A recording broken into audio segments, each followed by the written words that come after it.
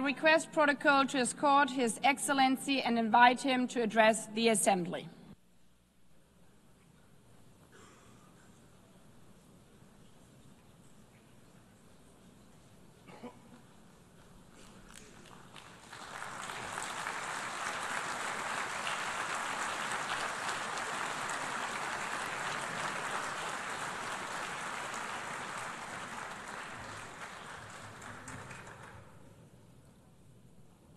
Thank you very much. Very much appreciated.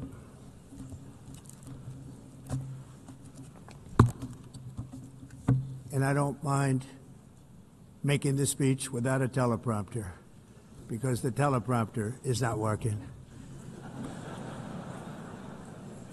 I feel very happy to be up here with you nevertheless, and that way you speak more from the heart. I can only say that whoever's operating this teleprompter is in big trouble.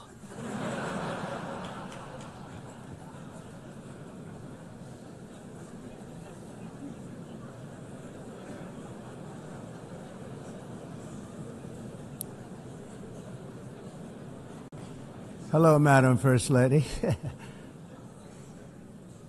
Thank you very much for being here. And Madam President, Mr. Secretary General, First Lady of the United States, distinguished delegates, ambassadors, and world leaders. 6 years have passed since I last stood in this grand hall and addressed a world that was prosperous and at peace in my first term. Since that day, the guns of war have shattered the peace I forged on 2 continents. An era of calm and stability gave way to one of the great crises of our time. And here in the United States, 4 years of weakness, lawlessness, and radicalism under the last administration delivered our nation into a repeated set of disasters. 1 year ago, our country was in deep trouble, but today, just 8 months into my administration, we are the hottest country anywhere in the world, and there is no other country even close. America is blessed with the strongest economy, the strongest borders, the strongest military, the strongest friendships, and the strongest spirit of any nation on the face of the earth. This is indeed the golden age of America. We are rapidly reversing the economic calamity we inherited from the previous administration, including ruinous price increases and record-setting inflation like we've never had before.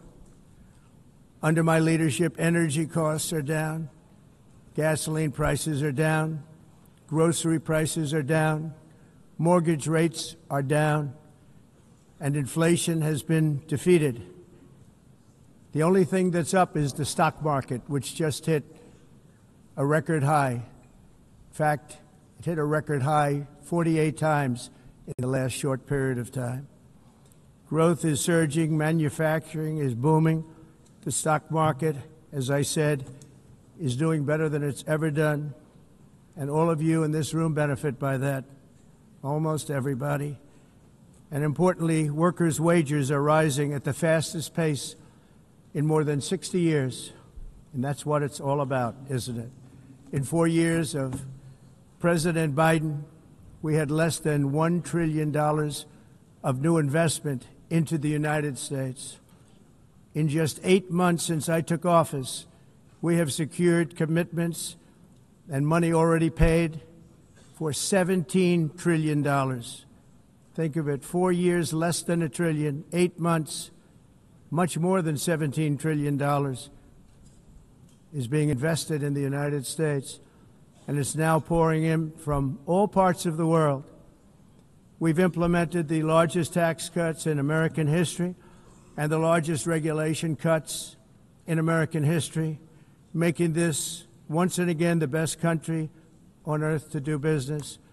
And many of the people in this room are investing in America, and it's turned out to be an awfully good investment during this 8-month period. In my first term, I built the greatest economy in the history of the world. We had the best economy ever, history of the world. and I'm doing the same thing again, but this time it's actually much bigger and even better. The numbers far surpass my record-setting first term. On our southern border, we have successfully repelled a colossal invasion, and for the last 4 months, and that's 4 months in a row, the number of illegal aliens admitted and entering our country has been 0. Hard to believe, because if you look back just a year ago, it was millions and millions of people pouring in from all over the world, from prisons, from mental institutions, drug dealers. All over the world they came. They just poured into our country with the ridiculous open border policy of the Biden administration. Our message is very simple. If you come illegally into the United States, you're going to jail, or you're going back to where you came from, or perhaps even further than that. You know what that means. I want to thank the country of El Salvador for the successful and professional job they've done in receiving and jailing so many criminals that entered our country.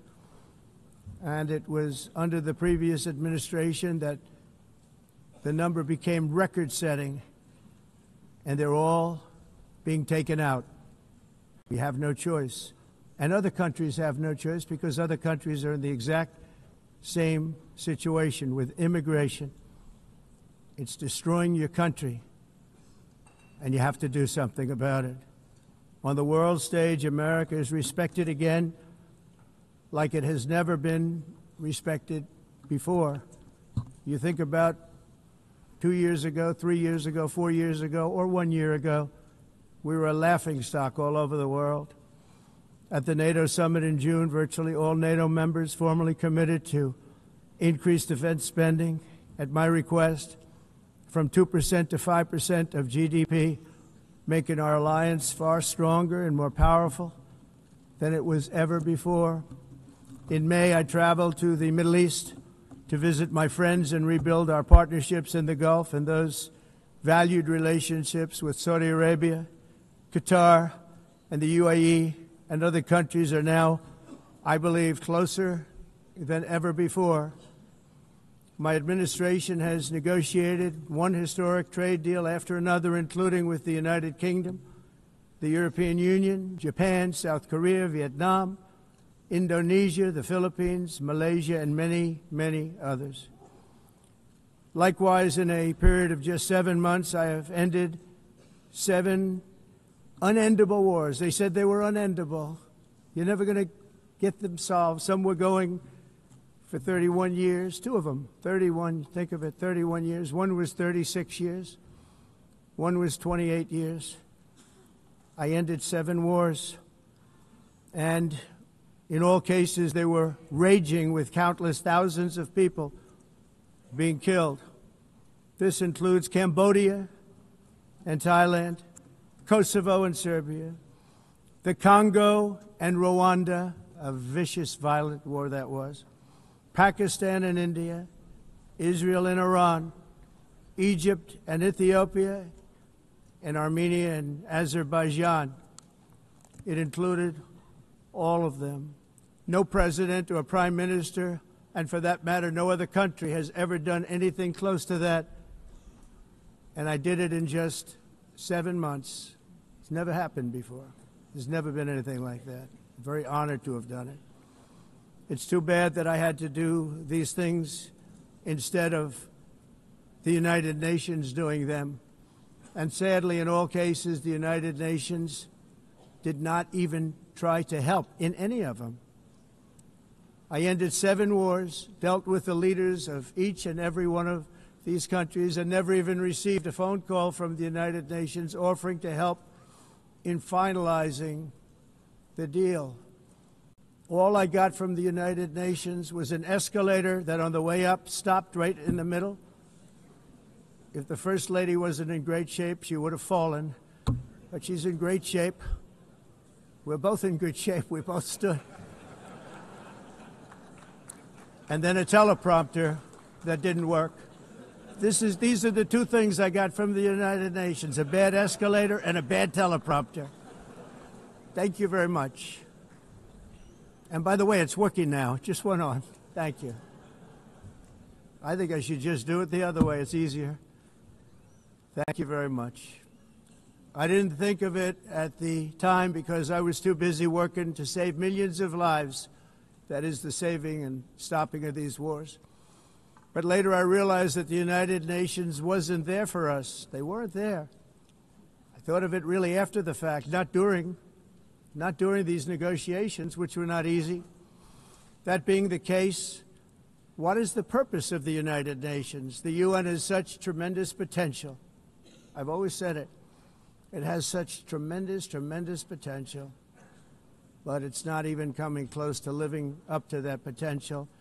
For the most part, at least for now, all they seem to do is write a really strongly worded letter and then never follow that letter up. It's empty words, and empty words don't solve war. The only thing that solves war and wars is action.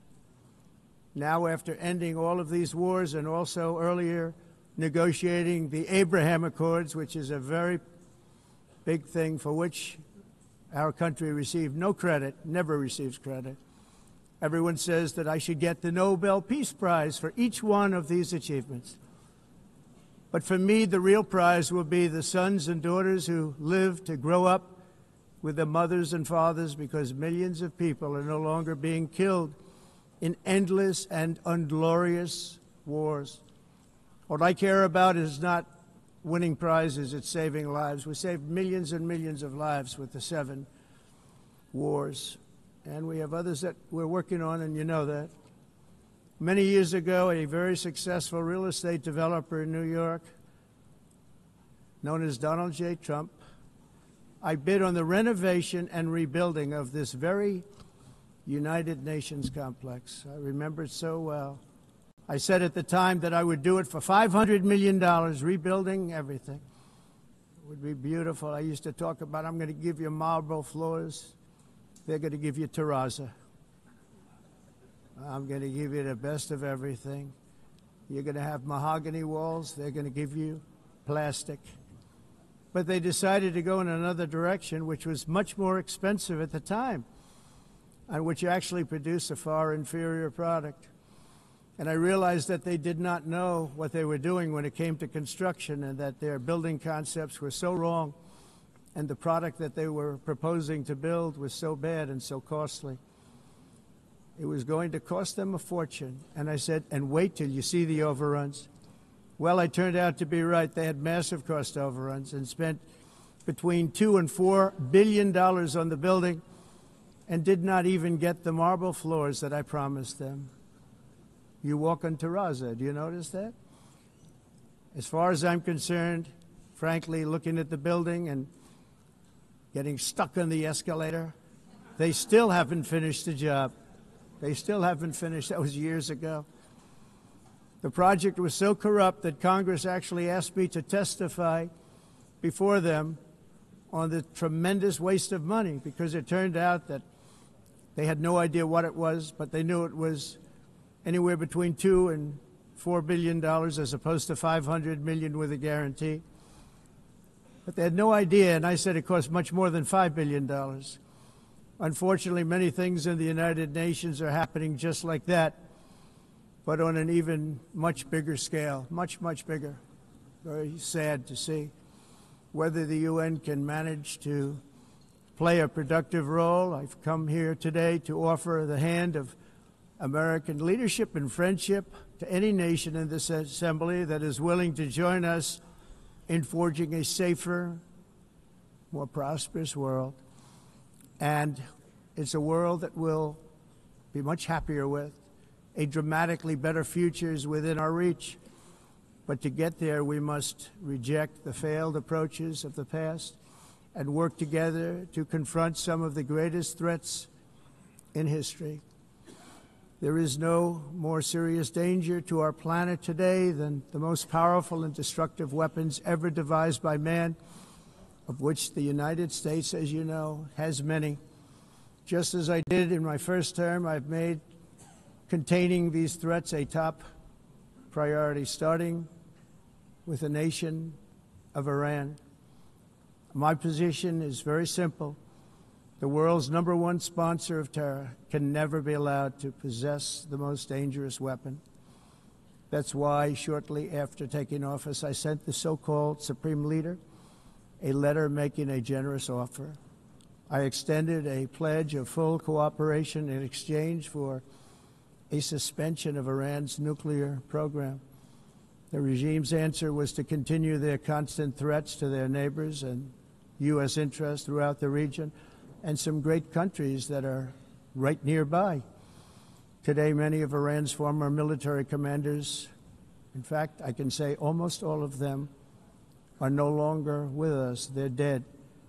And 3 months ago, in Operation Midnight Hammer, 7 American B-2 bombers dropped the 14 30,000-pound each bombs on Iran's key nuclear facilities, totally obliterating everything. No other country on earth could have done what we did. No other country has the equipment to do what we did. We have the greatest weapons on earth. We hate to use them. But we did something that for 22 years people wanted to do. With Iran's nuclear enrichment capacity demolished, I immediately brokered an end to the 12-day war, as it's called, between Israel and Iran, with both sides agreeing to fight no longer. As everyone knows, I have also been deeply engaged in seeking a ceasefire in Gaza. Have to get that done. Have to get it done. Unfortunately, Hamas has repeatedly rejected reasonable offers to make peace. We can't forget October 7th, can we? Now, as if to encourage continued conflict, some of this body is seeking to unilaterally recognize a Palestinian state. The rewards would be too great for Hamas terrorists for their atrocities. This would be a reward for these horrible atrocities, including October 7th, even while they refuse to release the hostages or accept a ceasefire. Instead of giving to Hamas and giving so much, because they've taken so much, they have taken so much. This could have been solved so long ago. But instead of giving in to Hamas's ransom demands, those who want peace should be united with one message: release the hostages now. Just release the hostages now. Thank you.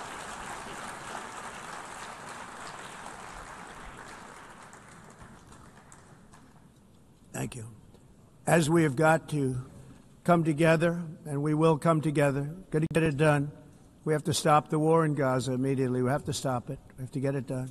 We have to negotiate, immediately have to negotiate peace. We got to get the hostages back. We want all 20 back. We don't want 2 and 4. As you know, I got, along with Steve Witkoff and others that helped us, Marco Rubio, we got most of them back. We were involved in all of them. But I always said the last 20 are going to be the hardest, and that's exactly what happened. We have to get them back now. We don't want to get back 2, and then another 2, and then 1, and then 3.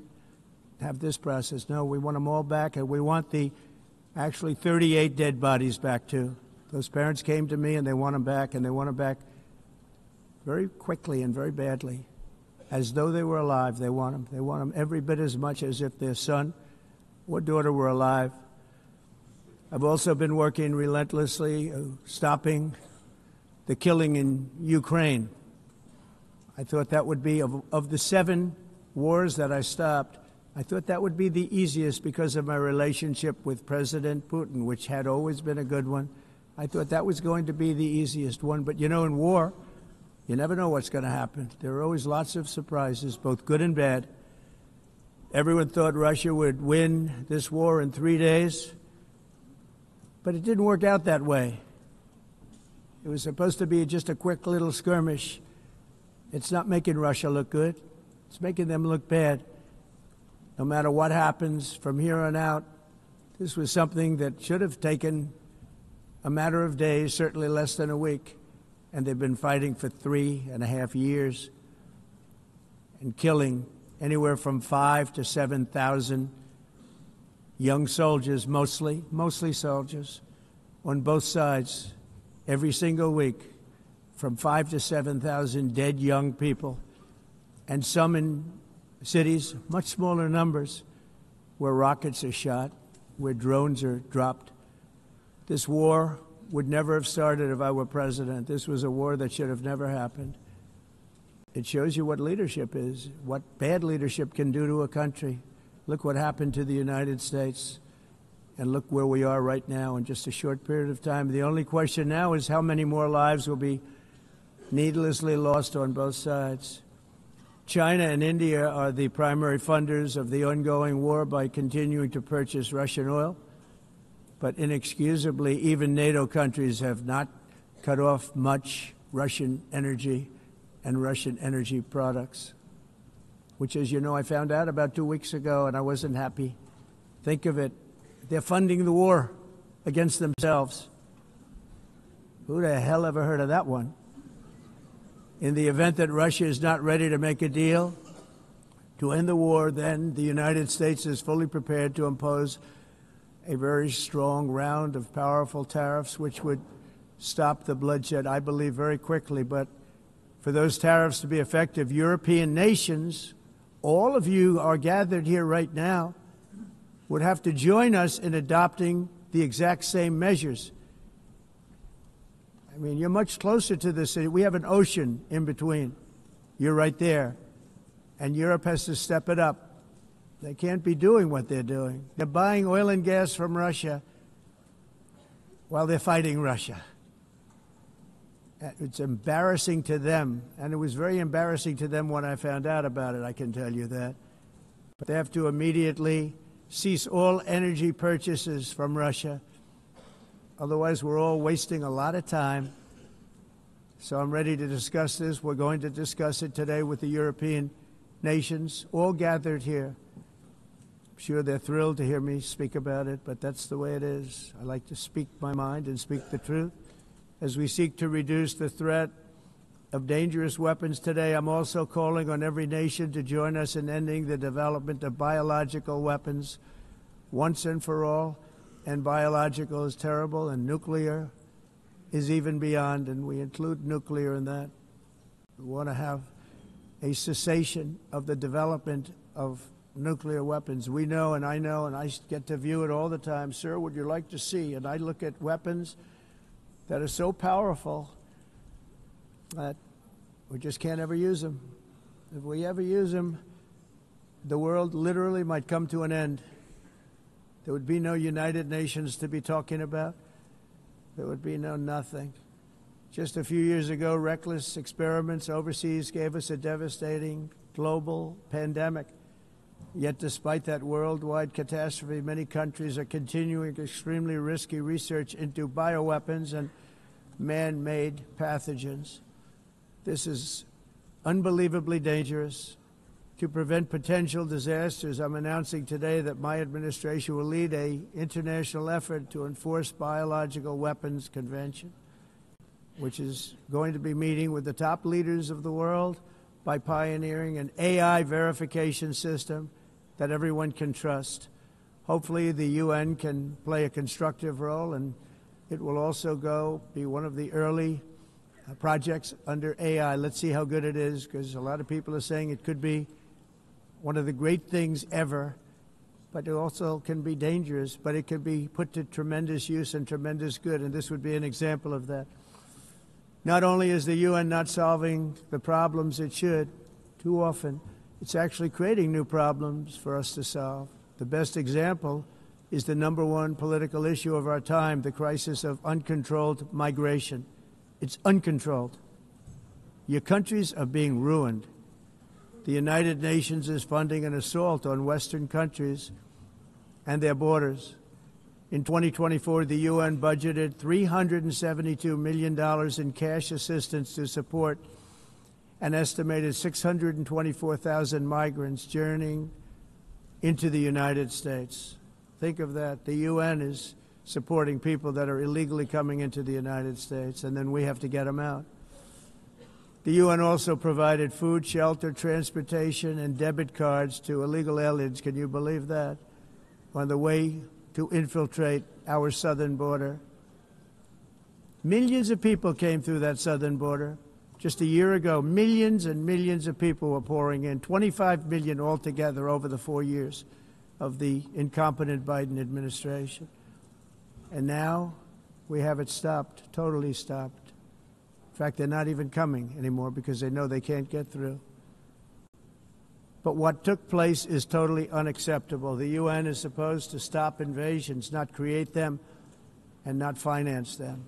In the United States, we reject the idea that mass numbers of people from foreign lands can be permitted to travel halfway around the world, trample our borders, violate our sovereignty, cause unmitigated crime, and deplete our social safety net. We have reasserted that America belongs to the American people, and I encourage all countries to take their own stand in defense of their citizens as well. You have to do that because I see it.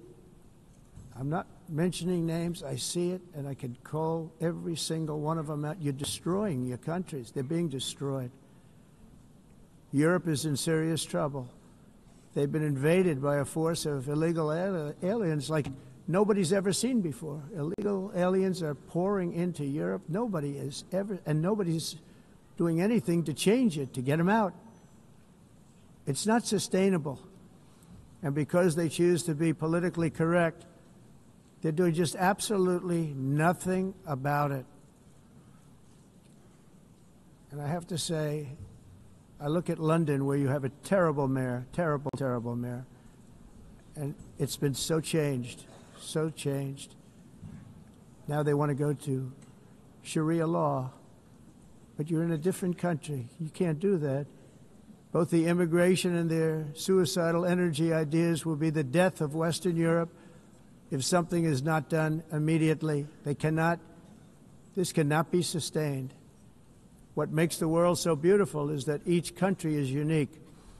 But to stay this way, every sovereign nation must have the right to control their own borders. You have the right to control your borders, as we do now, and to limit the sheer numbers of migrants entering their countries and paid for by the people of that nation that were there and that built that particular nation at the time.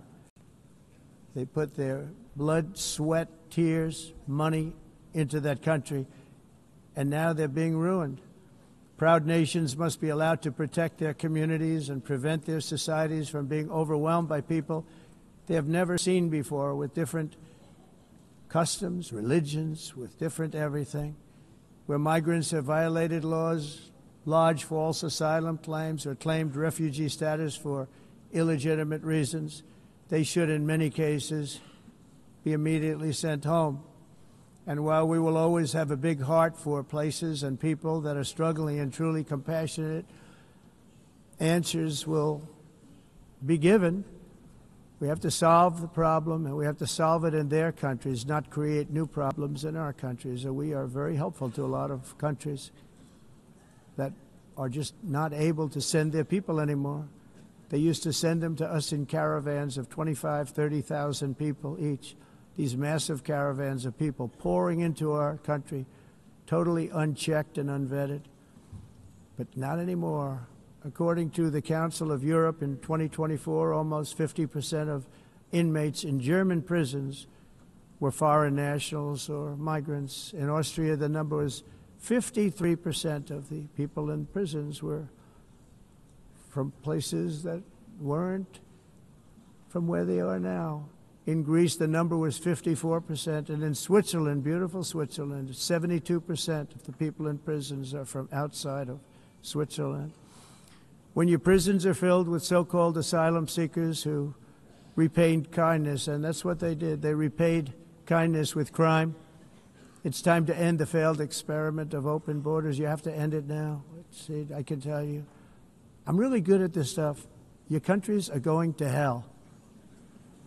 In America, we've taken bold action to swiftly shut down uncontrolled migration.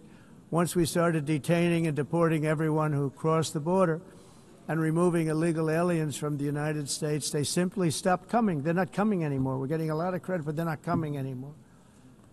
This was a humanitarian act for all involved because on the trips up, thousands of people a week were dying. Women were being raped. Nobody's ever seen anything like it. Raped, horribly beaten, raped. On the trip up, the journey up, it was a long walk. It was a long, arduous journey, indeed. And it was also a historic victory against human trafficking throughout the region. What we did was a victory, and we saved so many lives of people that wouldn't make the journey. That journey was loaded up with death. Loaded up with death. Dead bodies all along the roads of jungles to get up. They go through jungles, they go through areas so hot you couldn't breathe. They were dying of suffocation. Areas so hot that you couldn't breathe. Dead bodies all over.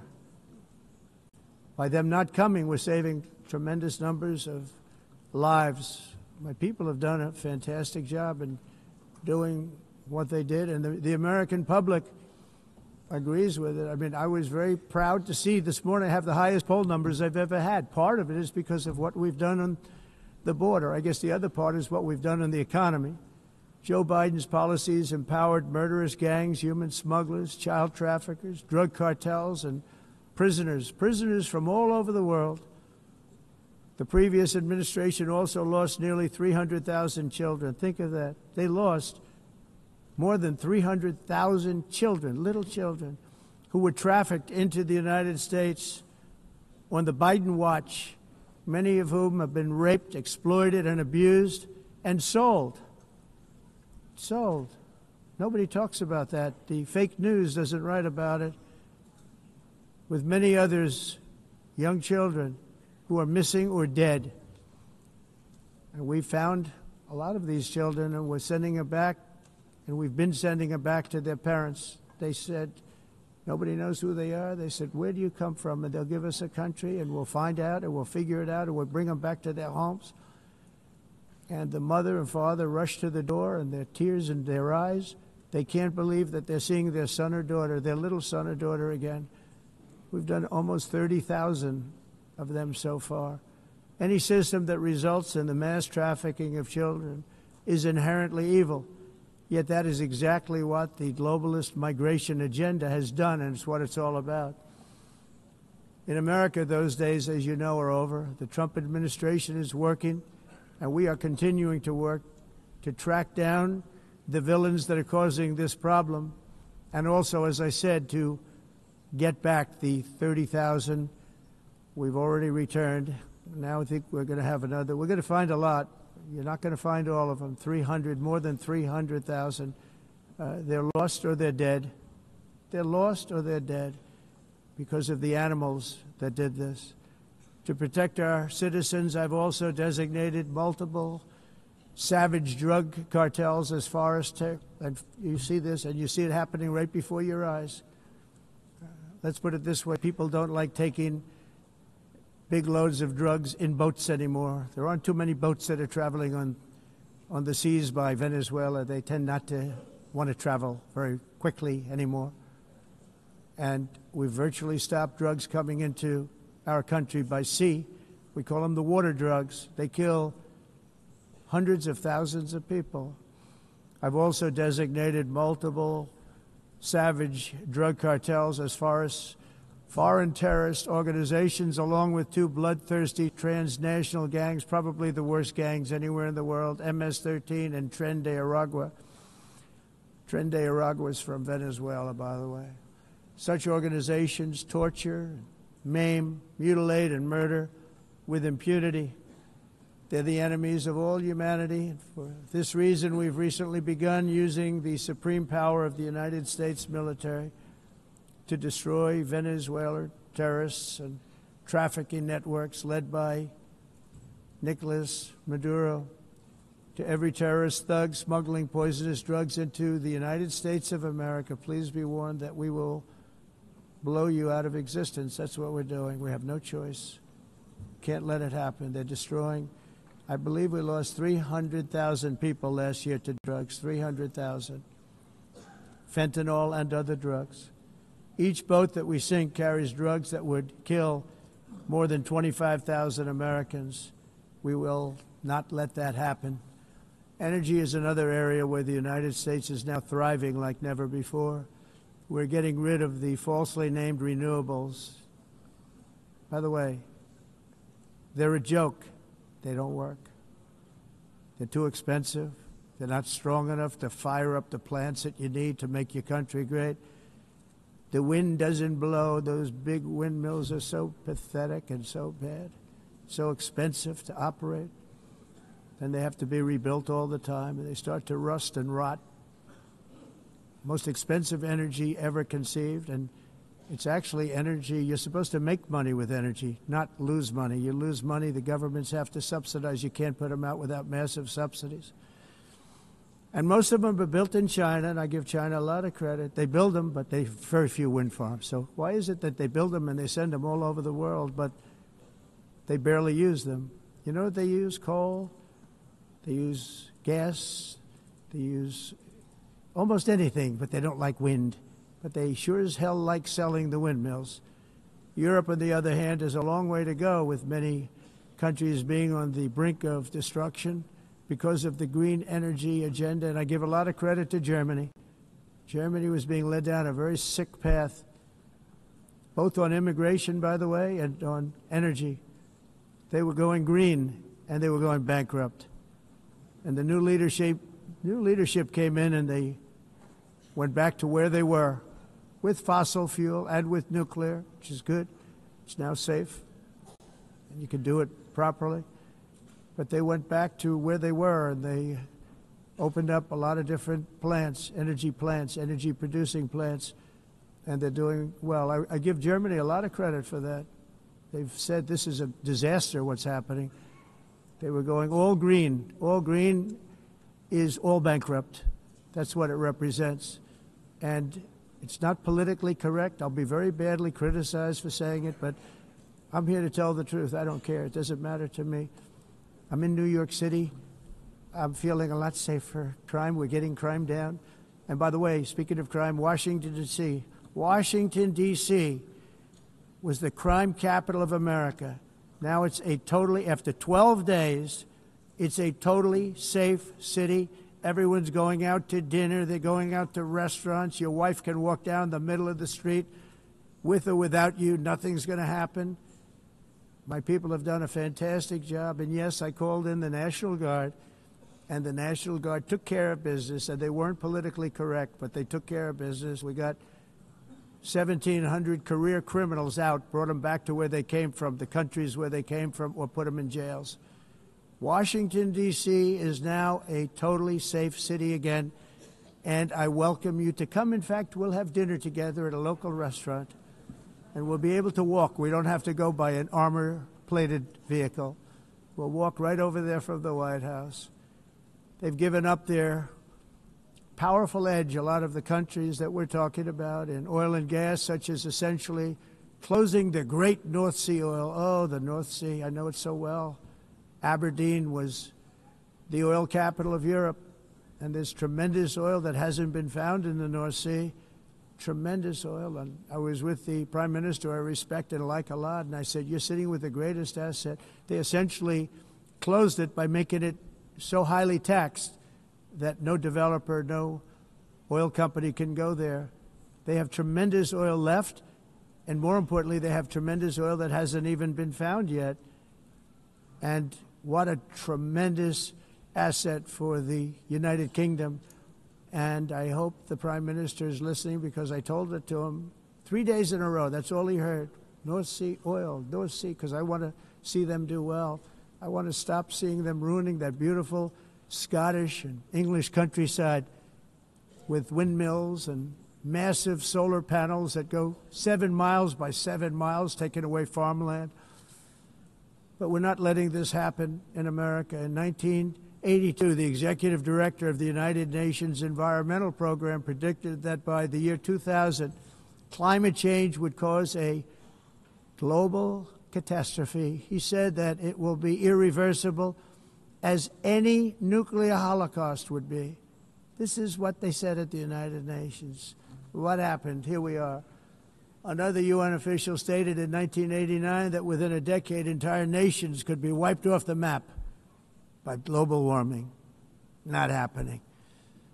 You know, it used to be global cooling. If you look back years ago in the 1920s and the 1930s, they said, global cooling will kill the world. We have to do something. Then they said global warming will kill the world. But then it started getting cooler. So now they could just call it climate change, because that way they can't miss. It's climate change. Because if it goes higher or lower, whatever the hell happens, there's climate change. It's the greatest con job ever perpetrated on the world, in my opinion. Climate change, no matter what happens, you're involved in that. No more global warming, no more global cooling. All of these predictions made by the United Nations and many others, often for bad reasons, were wrong. They were made by stupid people that have cost their countries fortunes and given those same countries no chance for success. If you don't get away from this green scam, your country is going to fail. And I'm really good at predicting things, you know. They actually said during the campaign they had a hat, the best-selling hat. Trump was right about everything. And I don't say that in a braggadocious way, but it's true. I've been right about everything. And I'm telling you that if you don't get away from the green energy scam, your country is going to fail. And if you don't stop people that you've never seen before, that you have nothing in common with, your country is going to fail. I'm the President of the United States, but I worry about Europe. I love Europe. I love the people of Europe. And I hate to see it being devastated by energy and immigration. This double-tailed monster destroys everything in its wake, and they cannot let that happen any longer. You're doing it because you want to be nice. You want to be politically correct, and you're destroying your heritage. They must take control strongly and immediately of the unmitigated immigration disaster and the fake energy catastrophe before it's too late. The carbon footprint is a hoax made up by people with evil intentions, and they're heading down a path of total destruction. You know, the carbon footprint was a big, big thing a few years ago. I remember hearing about the carbon footprint, and then President Obama would get into Air Force One, a massive Boeing 747, and not a new one, an old one with old engines that spew everything into the atmosphere. He'd talk about the carbon footprint, we must do so. Then he'd get in and he'd fly from Washington to Hawaii to play a round of golf. And then he'd get back onto that big, beautiful plane and he'd fly back and he'd talk about, again, global warming and the carbon footprint. It's a con job. At extreme cost and expense, Europe reduced its own carbon footprint by 37%. Think of that. Congratulations, Europe. Great job. You cost yourself a lot of jobs, a lot of factories closed, but you reduced the carbon footprint by 37%. However, for all of that sacrifice and much more, it's been totally wiped out and then some by a global increase of 54%. Much of it coming from China and other countries that are thriving around China, which now produces more CO2 than all the other developed nations in the world. So all of these countries are working so hard on the carbon footprint, which is nonsense, by the way. It's nonsense. You know, it's interesting. In the United States, we have still radicalized environmentalists, and they want the factories to stop. Everything should stop. No more cows. We don't want cows anymore. I guess they want to kill all the cows. They want to do things that are just unbelievable, and you have it too. But, you know, we have a border, strong, and we have a shape, and that shape doesn't just go straight up. That shape is amorphous when it comes to the atmosphere. And if we had the most clean air, and I think we do, we have very clean air. We have the cleanest air we've had in many, many years. But the problem is that other countries, like China, which has air that's a little bit rough, it blows. And no matter what you're doing down here, the air up here tends to get very dirty because it comes in from other countries where their air isn't so clean. And the environmentalists refuse to acknowledge that. Same thing with garbage. In Asia, they dump much of their garbage right into the ocean. And over about a 1 week and 2 week journey, it flows right past Los Angeles. You've seen it. Massive amounts of garbage, almost too much to do anything about, flowing past Los Angeles, past San Francisco, and then somebody will get in trouble because he dropped a cigarette on the beach. The whole thing is crazy. The primary effect of these brutal green energy policies has not been to help the environment, but to redistribute manufacturing and industrial activity from developed countries that follow the insane rules that are put down to polluting countries that break the rules and are making a fortune. They're making a fortune. European electricity bills are now 4 to 5 times more expensive than those in China, and 2 to 3 times higher than the United States. And our bills are coming way down. You probably see that our gasoline prices are way down. You know, we have an expression, drill. Nós reduzimos os custos de energia porque nós faremos, como a expressão, vamos fazer tudo isso, reduzir os custos de energia, e os custos diminuíram nos Estados Unidos. Por exemplo, se você olhar nos países em faturas de energia, nós não mas nós nos Estados Unidos conseguimos usar eles e evitar aumento da temperatura, porque é muito caro também usar nada e ninguém usa. Tudo isso a mudança. Esse agenda mundialista não tem nenhum sentido. País and it must be immediate.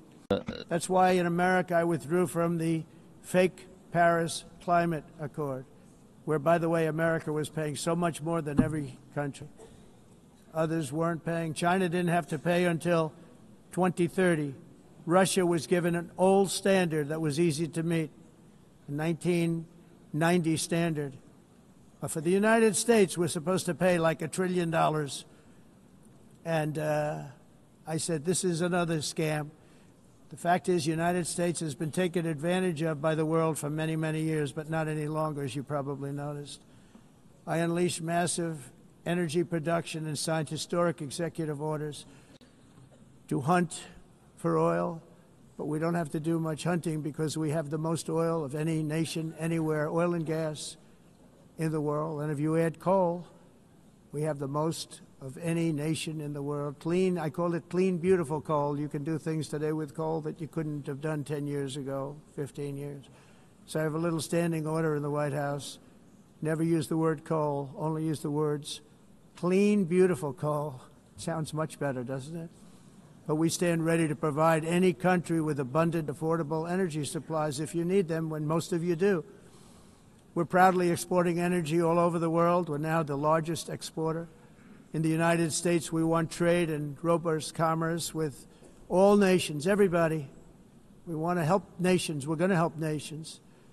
But it must also be fair and reciprocal. The challenge with trade is much the same with climate. The countries that followed the rules, all their factories have been plundered. It's really sad to watch. They've been broken. They've been broken by countries that broke the rules. That's why the United States is now applying tariffs to other countries, and much as these tariffs were for many years applied to us, uncontrollably applied to us. We've used tariffs as a defense mechanism under the Trump administration, including my first term, where hundreds of billions of dollars in tariffs were taken in. And by the way, we had the lowest inflation, and now we have very low inflation. The only thing different is that we have hundreds of billions of dollars flowing into our country. But this is how we will ensure that the system works for everyone and is sustainable into the future. We're also using tariffs to defend our sovereignty and security throughout the world, including against nations that have taken advantage of former U.S. administrations for decades, including the most corrupt incompetent administration in history, the sleepy Joe Biden administration. Brazil now faces major tariffs in response to its unprecedented efforts to interfere in the rights and freedoms of our American citizens and others, with censorship, repression, weaponization, judicial corruption, and targeting of political critics in the United States. I have a little problem saying this because I must tell you, I was walking in and the leader of Brazil was walking out. We saw him and I saw him, he saw me, and we embraced. And then I'm saying, can you believe I'm going to be saying this in just 2 minutes? But we actually agreed that we would meet next week. We didn't have much time to talk, like about 20 seconds. They were in retrospect, I'm glad I waited because this thing didn't work out too well. But we did talk. We had a good talk, and we agreed to meet next week, if that's of interest. But he seemed like a very nice man, actually. He liked me, I liked him. But if you, and I only do business with people I like. When I don't like them, I don't like them. But we had, at least for about 39 seconds, we had excellent chemistry. It's a good sign. But also in the past, Brazil, can you believe this, unfairly tariffed our nation, but now because of our tariffs, we are hitting them back, and we're hitting them back very hard. As president, I will always defend our national sovereignty and the rights of American citizens. So I'm very sorry to say this, that Brazil is doing poorly and will continue to do poorly. They can only do well when they're working with us. Without us, they will fail, just as others have failed. It's true. Next year, the United States will celebrate the 250th anniversary of our glorious independence, a testament to enduring power and American freedom and spirit. We will also be proudly hosting the 2026 FIFA World Cup, and shortly thereafter, the 2028 Olympics, which is going to be very exciting. I hope you all come. I hope that countless people from all over the globe will take part of these will be great celebrations of liberty and human achievement, and that together we all can rejoice in the miracles of history that began in July 4th, 1776, when we founded the light to all nations. And it's something really that an amazing thing came out of that date. It's called the United States of America. In honor of this momentous anniversary, I hope that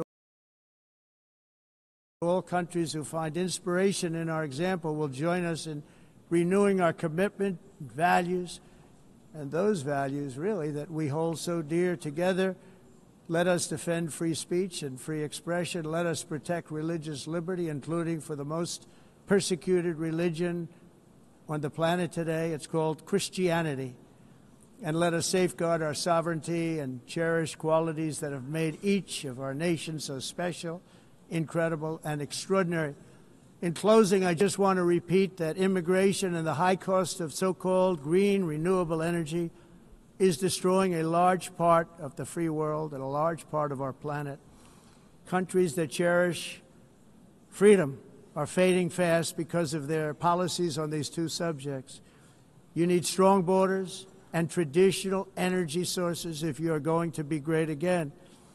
Whether you have come from north or south, east or west, near or far, every leader in this beautiful hall today represents a rich culture, a noble history, and a proud heritage that makes each nation majestic and unique, unlike anything else in human history or any other place on the face of the earth. From London to Lima, from Rome to Athens, from Paris to Seoul, from Cairo to Tokyo and Amsterdam to right here in New York City, we stand on the shoulders of the leaders and legends, generals and giants, heroes and titans who won and built our beloved nations, all of our nations, with their own courage, strength, spirit, and skill. Our ancestors climbed mountains, conquered oceans, crossed deserts, and trekked over wide open plains. They charged into thunderous battles, plunged into grave dangers, and they were soldiers and farmers and workers and warriors and explorers and patriots. They built towns into cities, tribes into kingdoms, ideas into industries, and small islands into mighty empires. You're a part of all of that. They were champions for their people who never gave up and who never, ever gave in. Their values defined our national identities. Their visions forged our magnificent destiny. Everybody in this room is a part of it in your own way. Each of us inherits the deeds and the myths, the triumphs, the legacies of our own heroes and founders who so bravely showed us the way. Our ancestors gave everything for homelands that they defended with pride, with sweat, with blood, with life, and with death. Now the righteous task of protecting the nations that they built belongs to each and every one of us. So together let us uphold our sacred duty to our people and to our citizens. Let us protect their borders, ensure their safety, preserve their cultures, treasure, and traditions, and fight for their precious dreams and their cherished freedoms. And in friendship and really a beautiful vision, let us all work together to build a bright, beautiful planet, a planet that we all share, a planet of peace and a world that is richer, better, and more beautiful than ever before. That can happen. It will happen. It will happen, and I hope it can happen and start right now, right at this moment. We'll turn it around. We're going to make our countries better, safer, more beautiful. We're going to take care of our people. Thank you very much. It's been an honor. God bless the nations of the world. Thank you very much. Bye.